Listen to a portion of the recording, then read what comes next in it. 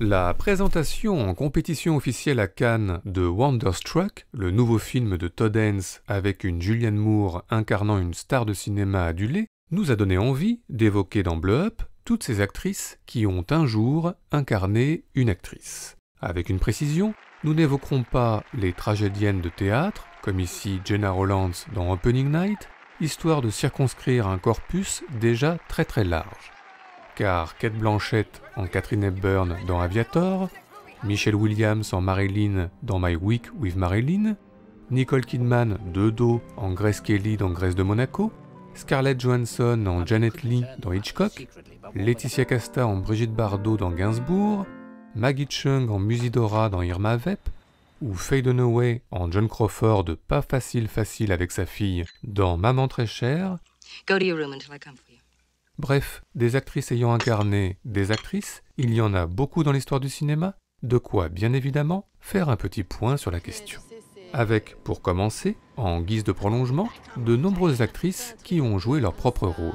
Dans le bal des actrices par exemple, Mai Wen a filmé, caméra au point, ses consoeurs dans leur quotidien, Karine Viard dans le TGV, des blockbusters et tout ça.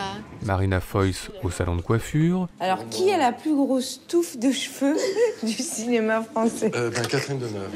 Ah ouais? Ah bon? Ou encore Muriel Robin, en répétition tendue avec Jacques Weber. Les familles. Moi, je fais pas de famille puisque je t'ai demandé de venir le jouer. Mais non, mais... À part ça, n'oublions pas, toujours dans leur propre rôle, Heather Langenkamp dans Freddy sort de la nuit, en Heather Langenkamp quelque peu lassée par l'ampleur du phénomène médiatique Freddy Krueger. N'oublions pas également Sabine Azema, en ouverture de Vous n'avez encore rien vu d'Alain Resnais. Allô? Sabine Azema? Oui? Et enfin, n'oublions pas, bien sûr, la Jennifer Beals de Flashdance dans Journal intime de Nanny Moretti. Jennifer Beals! Okay, here we go. Jennifer Beals! Jennifer Beals! See? Du Flashdance. Who's this guy? I don't know. Mais quoi d'autre? Eh bien, le cinéma a souvent décrit l'ascension des actrices, le début de leur carrière, comme celui de Natalie Wood en Daisy Clover dans Daisy Clover, découvrant les immenses studios hollywoodiens, avec en point d'orgue les premières scènes d'audition, qu'elles se déroulent en intérieur pour Naomi Watts dans Mulholland Drive, You're playing a dangerous game here. ou dans la rue pour Bérénice Bejo dans The Artist. Et puis pour ces actrices débutantes, les premiers jours de tournage toujours chargés d'émotions, notamment pour Bérénice Bejo, encore elle, sous les yeux attentifs de son père Gérard Jugnot, dans Meilleur espoir féminin. S'il vous plaît, vous êtes gentil, hein. Pas de photos et surtout pas de flash, ok? Mais si le cinéma a souvent raconté l'ascension fulgurante de stars de cinéma, il a aussi montré l'envers du décor, les auditions glauques, organisées par des types glauques, comme dans le Fame d'Alan Parker, avec l'épouvantail du cinéma pornographique, jamais très loin, comme pour Mia Kirchner, alias Elizabeth Short, dans Le Dahlia Noir. C'est que le destin des actrices est parfois, souvent, tragique, ce que le cinéma a montré notamment dans Frances, où Jessica Lange incarne l'actrice Frances Farmer détruite par les procès, la prison et les internements psychiatriques. Le cinéma est ainsi souvent montré comme un art vampirique qui, inéluctablement, détruit tout, pour Roselle Zetch dans Le secret de Veronica Voss, ou pour Laura Dern dans Inland Empire, un métier de fait plus ou moins schizophrénique, où réel et fiction se mélangent dans le plus grand trouble, ouvrant à d'autres réalités possibles. Intéressant du coup de se rappeler que dans L'Exorciste, Ellen Burstyn incarne une actrice hollywoodienne dont le quotidien et celui de sa fille vont bientôt vaciller.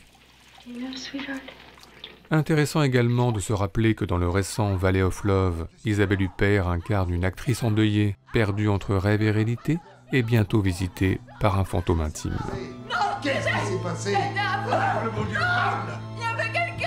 Enfin, dans un registre proche, le cinéma a souvent décrit le crépuscule, la décadence des stars. C'est le cas dans Le Fedora de Billy Wilder, où Marthe Keller campe une ex-star de cinéma recluse physiquement sur son île et mentalement dans son glorieux passé. C'est le cas aussi de Bette Davis et Joan Crawford, sœur actrice particulièrement vacharde dans Qu'est-il arrivé à Baby Jane, qui ne cesse de ressasser les films du passé. Oh, really? Did she like it? Oh, really? Did she like it? Qu'est-il arrivé à Baby Jane, sur lequel revient la récente série Feud, qui en raconte le tournage avec Jessica Lange en John Crawford et Suzanne Sarandon en Bette Davis. Bref, si on ajoute Julianne Moore, actrice en pleine méditation dans Maps to the Stars, et Scarlett Johansson, actrice sous-marine dans Ave César, si on ajoute Madonna, actrice sous les yeux d'Harvey Keitel dans Snake Eyes, et Victoria Abril, actrice sous les yeux d'Antonio Banderas dans Attache-moi, si on ajoute Brigitte Bardot, électrisant Lino Ventura dans Boulevard du Rhum, et Charlotte Gainsbourg en off, électrisant un peu moins son mari Yvan Attal dans Ma femme est une actrice, mais aussi Jacqueline Bisset, donnant une conférence de presse plutôt banale dans La nuit américaine, et Julia Roberts, donnant une conférence de presse un peu moins banale dans Coup de foudre à Notting Hill, on peut dire que toutes les actrices ont un jour incarné une actrice, Fay Wray dans King Kong, et donc Naomi Watts dans King Kong, Emmanuel Riva dans Hiroshima mon amour, et donc Béatrice Dalle dans Ash Story, Juliette Binoche dans Con inconnu, c'est bizarre cet éclairage, mais aussi dans Mary, sans oublier Kim Novak dans Le miroir se brisa, dans Le démon des femmes, et même d'une certaine façon dans Vertigo, et enfin même Dustin Hoffman, actrice ou presque, dans Le Tootsie de Sidney Pollack. Et tout ceci nous a plus que jamais donné des envies de classement. C'est donc parti, à fond les ballons, pour notre traditionnel top 5 subjectif, celui des meilleurs rôles d'actrices au cinéma, en tous les cas pour nous.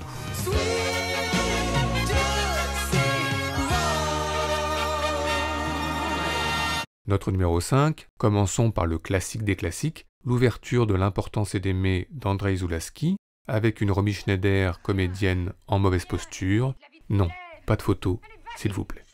Encore. Encore. Bien. Encore. Allez, dis-lui que tu l'aimes. Allez. Je t'aime. Encore. Vas-y.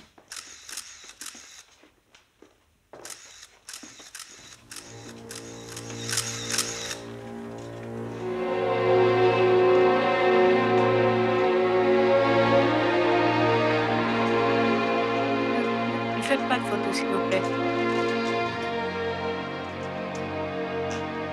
Non, je suis une comédienne, vous savez, je sais faire des trucs bien. Ça ici, je le fais pour bouffer. C'est tout, alors ne faites pas de photos. C'est celui-là. S'il vous plaît. Coupez. Ne faites pas de photos. Notre numéro 4, le film de science-fiction d'Harry Folman, The Congress. Robin Wright, en actrice entre deux âges, qui décide de vendre son personnage d'actrice à des producteurs qui vont la scanner et la transformer en hologramme dont ils pourront ensuite faire ce qu'ils veulent.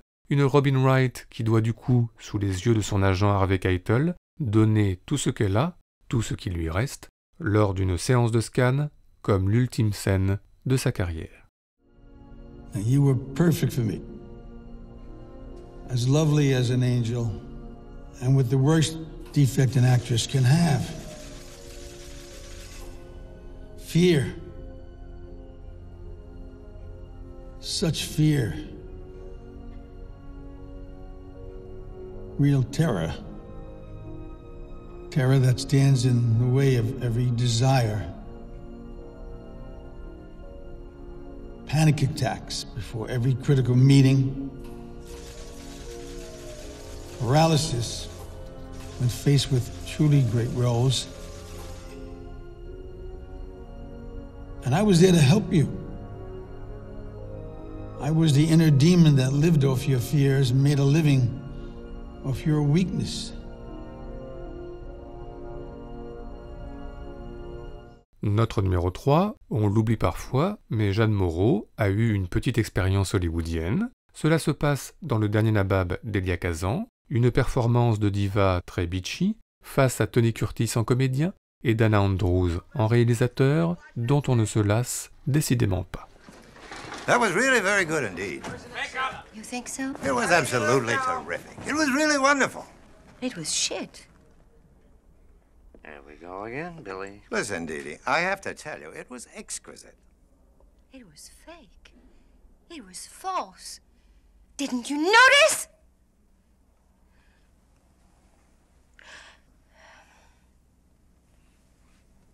I want to do it again. You'll never do it better. I know I can play that scene. I want to do it again. It's good for me. What? Dee Dee, trust me.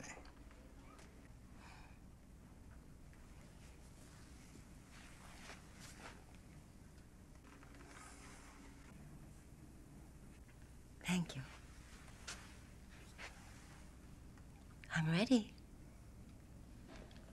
Notre numéro 2 concerne Ava Gardner, laquelle a incarné une célèbre actrice, Maria Vargas, dans La Comtesse aux pieds nus de Joseph Mankiewicz. Sinon, Ava Gardner est apparue sous les traits de Kate Beckinsale dans Aviator. It's your job, baby.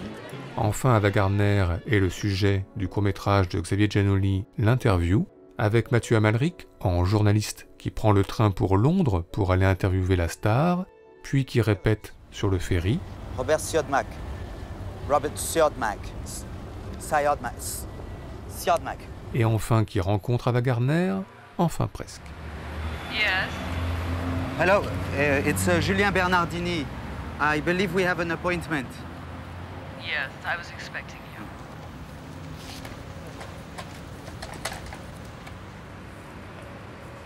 you. I'm sorry, the door doesn't open. The door is not opening. Hello? No, I know, but I'm listening.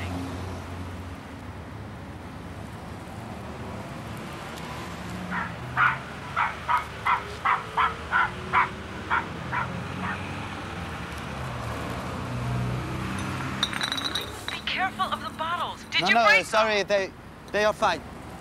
So what is your first question? I'm sorry, but I don't have a lot of time. Oh, Morgan, be quiet. Quiet! Carmen, would you take care of Morgan, please?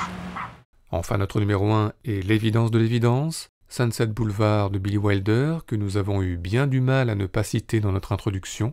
Gloria Swanson en Norma Desmond, star hollywoodienne déchue, qui s'apprête à descendre les escaliers devant le tout Hollywood, en tous les cas dans sa tête, pour finalement s'approcher de très très près de la caméra et tel Icare de s'y brûler les ailes.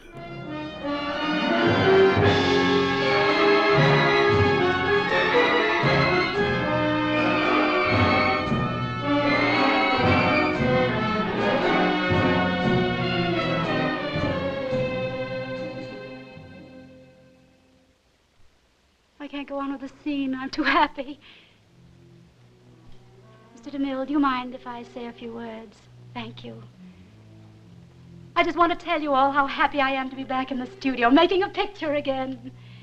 You don't know how much I've missed all of you. And I promise you I'll never desert you again. Because after Salome, we'll make another picture and another picture. You see, this is my life. It always will be. There's nothing else. Just us. And the cameras. And those wonderful people out there in the dark. All right, Mr. DeMille, I'm ready for my close-up.